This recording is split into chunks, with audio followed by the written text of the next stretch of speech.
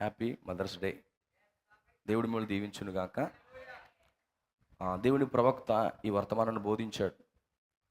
ఈ mothers day అనే వర్తమానం బోధించాడు 1959 మార్చ్ క్షమించిన మే 10వ తారీఖున దాన్ని బోధించాడు ఆయన. సో సద్గుణవంతురాలైన స్త్రీ అట, ఆమె ధన్యురాలు అని ప్రవక్త అంటున్నాడు. తన కుటుంబాన్ని ఆమె శ్రద్ధగాను బహు జాగ్రత్తగాను చూసుకుంటుంది. వారి ఇంట్లో పెరిగే పిల్లలను బట్టట ఆమె సద్గుణురాలైన స్త్రీగా ఉంటుందట. వారి కుటుంబంలో వారి బిడ్డల యొక్క ఎదుగుదల, వారి బిడ్డలు ప్రతిరూపమే ఆ యొక్క స్త్రీ సద్గుణురాలైన స్త్రీగా ఉంటుందట. సో నేను కొటేషన్ చదవట్లేదు. సో ఆ విధంగా మీరు ఉండాలి అని చెప్పి దేవుని ప్రవక్త ఆ మెసేజ్లో మాట్లాడుతున్నాడు. ఆ తర్వాత అబ్రహాము లింకన్ కోసమని మాట్లాడుతూ, అబ్రహాము లింకన్, వాషింగ్టన్ వీరిరువురు కూడా అమెరికాని అద్భుతంగా ఏలినటువంటి గొప్ప ప్రెసిడెంట్లు వాళ్ళు. అయితే వాషింగ్టన్ అనే వ్యక్తికి కుటుంబం బ్యాక్గ్రౌండ్ చాలా బాగుంది, అలాగే మంచి చదువుకున్నాడు. కానీ అబ్రహాము లింకన్ వచ్చేటప్పటికి చాలా పేదరికంలో ఉన్న వ్యక్తి. అతనికి సరిగా పుస్తకాలు కూడా చదువుకోలేని పరిస్థితి. అతని జీవితంలో 21 సంవత్సరం వచ్చేంత వరకు, అంటే 21 ఏజ్ వచ్చే వరకు కూడా ఆయన రెండే పుస్తకాలు చదివాడట. ఒకటి క్రీస్తు కొరకు హతసాక్షులు అనే పుస్తకం చదివాడట. రెండవది బైబిల్ చదివాడట. ఇవి రెండే చదివాడంట. మరొక పుస్తకం చదవదంట 21 సంవత్సరం వచ్చే వరకు. అతను సాక్ష్యం ఇచ్చాడు, నేను ఈ స్థితిలో ఉండడానికి గల కారణము నా తల్లి అంటున్నాడు.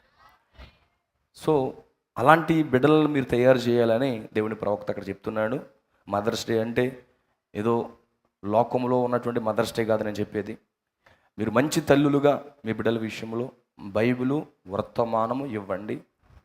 వారు రెండు తప్ప ఇంక మిగతా ఏమీ చదవకుండా ఫేస్బుక్లు, వాట్సాప్లు, ఇన్స్టాగ్రామ్లు, లేకపోతే యూట్యూబ్లు అవి కాదు, వాళ్ళకి సెల్ ఫోన్లు కూడా కాదు.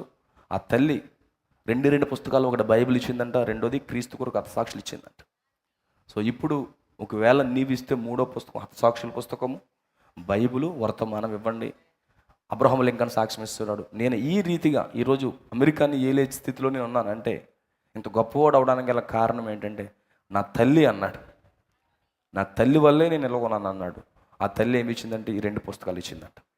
సో మీ పిల్లల విషయంలో మీరు అలా ఉన్నప్పుడు సద్గుణరాలైనటువంటి ఒక స్త్రీగా, ధన్యురాలుగా పిలువబడతారు అని దేవుని ప్రవక్త మాట్లాడుతున్నాడు. మాతృదినోత్సవం మన వర్తమానము page number 23, page number 39 to 45 నేను మాట్లాడుతున్నాను. అంత గొప్ప ప్రెసిడెంట్ అయ్యాడు కేవలం నా తల్లిని బట్టి అంటున్నాడు. సో ఆ విధంగా ఉండమని ప్రవక్త అంటూ తల్లిని చెప్తున్నాడు. అదేవిధంగా ఆ తల్లులకి ఏదో సంవత్సరానికి ఒకసారి పువ్వులు ఇచ్చేసి స్టేటస్ పెట్టేసి మా అమ్మ అంటాం కాదు, కానీ పిల్లలైన మీరు ఆ తల్లినంట 365 days రాత్రి పగలు కూడా ఆ తల్లిని చాలా జాగ్రత్తగా ప్రేమిస్తూ గౌరవిస్తూ చూసుకోవాలట. ఆ తల్లిని 365 రోజులు కూడా. ఎందుకంటే ఒక తల్లి అంటే అర్థం ఏంటంటే ఒక వ్యక్తికి జన్మనిచ్చే మనిషినే తల్లి అంటారు. తల్లి అంటే ఒక వ్యక్తికి జన్మనిచ్చేవారిని తల్లి అంటారు. సో ఏదో సంవత్సరానికి ఒకసారి ఏదో ఫోటో కోసము దానికోసము ఈరోజు లోకస్తులు చేస్తున్నారు. కానీ అట్లా కాకుండా 365 రోజులు రాత్రి పగలు కూడా ఆ తల్లిని మీరు గౌరవించండి, ఆమెను సన్మానించండి, ఆమెను ప్రేమించండి అని చెప్పి దేవుని ప్రవక్త తెలియజేస్తున్నాడు. ఇంకా అనేక మాటలు ఉన్నాయి దీంట్లో. సో నేను దాని వరకు నేను వెళ్ళట్లేదు. ఇదివరకు నేను సంఘంలో ఆ వర్తమానం బోధించాను. మీరు దాన్ని వింటే మీరు దీవించబడతారు. సో సద్గుణురాలైన ఒక తల్లిగా, అలాగే తల్లిని ప్రేమించే మనందరికీ తల్లిదండ్రులు ఉన్నారు, మనందరికీ తల్లులు ఉన్నారు. అవకాశం ఉన్న వాళ్ళు ప్రతి ఒక్కరూ కూడా మీ తల్లిని, మీకు జన్మనిచ్చినటువంటి వారిని ప్రేమించండి, వారిని గౌరవించండి, వారికి మర్యాద ఇవ్వండి. వారిని ఎంత బాగా చూసుకోవాలో అంత బాగా చూసుకోండి. ఆమేన్. సో ఆ విధంగా చేస్తే మీరు నిశ్చయముగా దీవించబడతారు. సో ఇంకా అప్డేట్ అవుతే తల్లే కాదు, అత్తగారిని కూడా బాగా చూసుకోండి, తల్లిని బాగా చూసుకోండి. దేవుడు తగిన ప్రతిఫలం మీకు ఇస్తాడు. రూతు, నయోమి వలె ఉండండి. దేవుడు ఖచ్చితంగా మీకు ప్రతిఫలం ఇస్తాడని నేను నమ్ముతున్నాను. అలాగంటే ప్రవక్త అంటే నా తండ్రి ఒక తాగుబోతు, అతను ఒక తాగుబోతు, అయినప్పటికీ నా తండ్రి అన్నాడు. ఎందుకంటే ఆయన బట్టే నేను వచ్చాను కాబట్టి అతను త్రాగుబోతుడైనా నా తండ్రి అన్నాడు. ఇప్పుడు తాగుబోతుడైనా లేకపోతే ఒక తల్లి ఎలాగున్నా మీరు తల్లి నీకు జన్మనిచ్చింది కాబట్టి తల్లిని ప్రేమించమన్నాడు. ఎలాంటి తల్లి అయినా తల్లిని దుర్భాషలాడొద్దన్నాడు, తల్లిని దుర్భాషలాడొద్దన్నాడు, ప్రేమించమని చెప్పాడు. ఇప్పుడు మన ప్రవక్త చెప్పినందుకు, ఎందుకంటే అతను దేవుడు మనుషుడు, దేవుని యొద్ద నుంచి వచ్చినవాడు. సో ఖచ్చితంగా ఆ తల్లిని మనం ప్రేమిస్తూ గౌరవిస్తున్నప్పుడు పిల్లలుగా వారి బిడ్డలుగా మనం కూడా దీవించబడతామని నేను నమ్ముతున్నాను. గౌరవించండి, ప్రేమించండి. మే 10వ తారీఖు స్టేటస్తో సరిపెట్టేకండి. తల్లిదండ్రుల మాటను వినండి, తిరగబడిపోకండి, కట్టల పాములాగా తాసుపాములాగా ఎగిరిపోకండి. యవనస్తులు చెప్తున్నాను, నాకు కొన్ని కంప్లైంట్లు వస్తాయి కాబట్టి చెప్తున్నాను. లేక మామూలుగా ఈరోజు వస్తే హ్యాపీ మదర్స్ డే అమ్మా అని పెడుతుంటారు.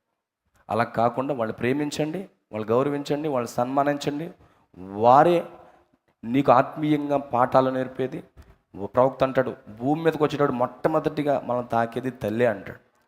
సో అలాంటి తల్లిని మనం ప్రేమించమన్నాడు, గౌరవించమన్నాడు, మర్యాద ఇవ్వమన్నాడు. ఆమెకి ఎంత బాగా చూసుకోవాలో అంత బాగా చూసుకోండి. ఈ రోజుకి ఒక రోజే సరిపెట్టుకోవద్దు, 365 days డే అండ్ నైట్ ఆమెను బాగా చూసుకోమని మన ప్రవక్త మనకు నేర్పాడు. సో ఖచ్చితంగా మీరు ఆనందంగా ఉంటారని, అలాంటి మంచి అభిషేకము ఆ దీవెన మీ మీదకి రావాలని నేను ప్రభు పేరట మీకు మనవి చేస్తున్నాను. దేవుడు మిమ్మల్ని దీవించును గాక. మరొకసారి తల్లులందరూ కూడా ఆ స్థానములో మీరు మంచిగా నిలబడి ఆ స్థానానికి ఒక గొప్ప నిదర్శనంగా మీరు ఉండాలని మీకు కూడా తెలియజేస్తున్నాను. అదే సమయంలో మనకు ఎలిషద్దై మన ప్రభు యేసుక్రీస్తు, ఆయన కూడా మనకు మంచి తల్లి అయి ఉన్నాడు. ఆయన బలమైన రొమ్ములు కలిగిన దేవుడు. ఆ తల్లి దేవుడికి మనము మర్యాదిస్తూ, మనం గౌరవిస్తూ, మనం ప్రేమిస్తూ, మనం ఇంకనూ కూడా ముందుకు వెళ్దాం. ఆయనకి ఎంత లోబడాలో అంత లోబడండి. ఆయన మనల్ని బలంగా పోషిస్తున్నాడు. బలమైన రొమ్ములు కలిగిన దేవుడు, సంపూర్ణ సువార్త, సంపూర్ణ వాక్యం ఇచ్చి మనల్ని పోషిస్తూ ఉన్నాడు. దానిని బట్టి దేవునికి మహిమ కలుగును గాక.